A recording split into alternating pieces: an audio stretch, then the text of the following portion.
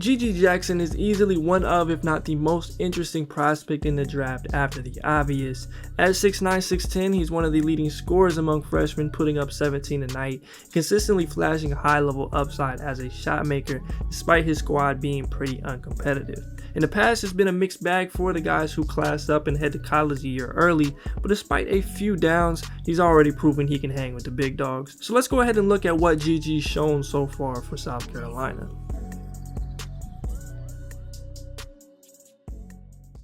It's far from fully realized at the moment, but what he's done as a shot creator at the same size as a lot of 4s and even 5s in the league has been hard to ignore. Whether it's been the crosses getting all the way to the bucket, some of the step backs, moves, and footwork getting the spots on pull-ups from the mid-range and from 3, or the turnarounds and jab series from the mid-post, those flashes have been there in a big way, even as the shots haven't fallen as much as you'd like just yet. Georgia, Jackson against a good sign that Michi Jack Johnson is out there for South Carolina. Right. GG, step back. He's in a situation where he's been kind of handed the keys as someone who's going to need to create a ton for them as a scorer, probably a little before he's truly ready for that. So obviously the shot selection can be questionable at times, and it's also been a lot of late clock work, so that's important to note when looking at some of the raw numbers in this area. Even still, the groundwork for this being something that he at least does in doses in the future is clearly there, and it's hard not to be intrigued, all things considered. Going scoreless in the final 5 minutes. Transition. And got their run going back again. Jackson. Now, it's been far from perfect. I have some early hesitations just on him as a mover with his higher hips and center of gravity. I think that could be a hindrance to him reaching certain levels in terms of the shot creation in the future. But at the same time, we've seen him go create clean looks from all 3 levels. And it's not a long list of high school senior aged players doing this type of stuff already and having this level of confidence. High usage role on a bad team or not, you still have to go out there and make it happen. And to this point, he has. To be able to understand that, right? Because the tape will show it tomorrow. On the last 4 minutes plus. Jackson drives. Now, getting into some more of the main course stuff offensively, GG's shown the ability to finish at a high rate around the bucket with his athleticism and touch, where he's currently at about 65 to 70%. He's created a good amount of opportunities on duck-ins, seals, and post-ups, but for whatever reason, he just hasn't got the ball there as much as he's been open in those situations. Nonetheless, he's shown that he can be a threat there, especially with a mismatch, and his second jump and knack for getting putbacks has shown through as well. Get anything going on the offensive end. First, you gotta look inside. They counterpunched. Patrick Ewing's got to be happy with that. Jackson was screaming for the ball inside. He's got a huge mismatch in size right now. He's currently hovering around 36-37% from 3 on about 5 attempts a game, and he shot them with confidence from NBA range. This was a big swing factor for him coming into the year, and so far it's looked good in a way that you're confident in him going forward. If I were to point to any one singular area offensively I've been most impressed with, both statistically and from what we've seen on the court, this would probably be it. You've seen a basket or a three-point play by the Gamecocks. I think if he were in almost any other system, his role would be worlds different, and we would see him take advantage of his ability and size by finishing plays at the rim and on spot-up threes far more, which are 2 things that I think he is and can be really good at, but right now, that is just not the case. While again is far from a finished product, I've been impressed with some of the upside and versatility he has defensively.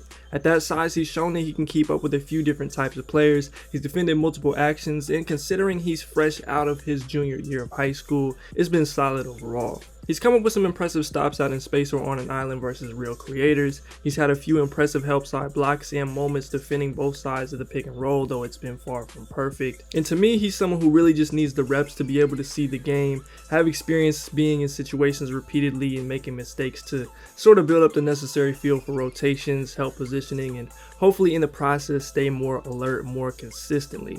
But all things considered, the tools for him being a solid to good defender are there, and I think we see more and more of that over the course of the year. Again, it's just got to be more consistent, got to stay connected, and as much as he can, really try to finish off some of these plays, though I know fatigue has hit him a few times early on, and it's super early. We'll get to see what it looks like later against some real high-level competition.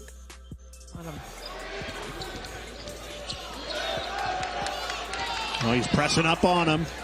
Lawyer runs right by him, but 10 on the shot clock. Rideau. Now, one of the main things I'll be watching going forward is how he progresses as a passer and just in processing the game.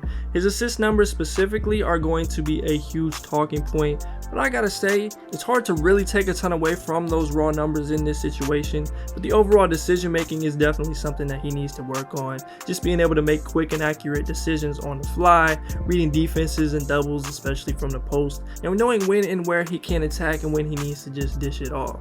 If you've watched, you've seen plenty of high-level passing flashes from him, and I hate when it feels like I'm targeting other players in these type of situations, but some of the easy misses and missed opportunities from his teammates have been tough to watch, and I think it's important to contextualize things like the assist percentage and assist to turnover ratio, which should never really be used in the first place, but that's a whole different conversation for another day. But the flashes are there with GG, and it's a combination of different things going on. I think we knew coming in this would be a work in progress. I wasn't sure he would actually get this much freedom and usage from the jump, but that's where we're at, and there's going to be some growing pains with it, especially when you're also counted on to just get the shots up. But this is definitely something I'll be watching going forward. We already talked about some of the other main areas to watch, like his efficiency as well as the defensive consistency, but we got to mention those again. I also think he can get to the free throw line more given his size and the amount of usage that he does have. Let's settle for the long twos a bit less and really make defenses pay as much as possible. And with a guy like GG, while it can definitely change his draft stock some, it's not 100% about the results. It's also about the process and the improvements that are made over the course of the year. And with that in mind, I'll also be paying attention to how he responds in adverse situations, because the competition is only going to get tougher from here. Speaking of that, this best matchups area is probably more important for GG than anyone else we've talked about so far. South Carolina's schedule has been pretty weak to start, and the SEC has guys like Brandon Miller, Jordan Walsh, Anthony Black, Julian Phillips, Alex Fudge, Jacob Toppin, and others all in that wing forward type of range, and it's going to be a real test for GG, especially given the burden that he'll have offensively against them. They also play Imani Bates in Eastern Michigan on December 30th, so that should be a fun one too. But the entire SEC schedule for the most part is going to be really tough. We'll get to see his process and how he once again fights through that adversity and how his creation looks right now versus other league level talent. You'll see him all over the place, but I think GG has the potential to be a mid to late lottery pick. I just think the newly 18-year-old with this level of offensive upside and defensive flashes as a 6'9", 6'10 dude deserves to be in this convo, and history would support that in a lot of ways. He's been a bit tricky for me to fully get a grasp on in terms of the draft stock, but for now, we'll keep it at lottery and see where he lands, both potentially higher or a bit lower than this. If you enjoyed this video, please be sure to leave a like, subscribe if you are new, and comment down below what you think of GG Jackson's game and where you would potentially take him in the draft. As always, I'm Keandre, this is Intellect. Until next time, I'm out. I take full blame for how the team played in the first half, because I wasn't out there a majority of the time, because like my body language and how I looked on the bench and how I was trotting down the court, putting my head down and stuff. But when we got in the locker room, like one of the main things that stuck out to me, what Coach Perry told me, and like sorry for my language, but he was like that's bull. Like I just like looked up at it like the ceiling, and I was like, got you. And then Coach Buckley told me he came to the NBPA camp back over the summer, and he was like, I need that GG. And when that's always smiling, laughing, getting after it, and I just looked at him and I nodded. Then when I saw that first shot go in, I was like, oh, okay, give me that.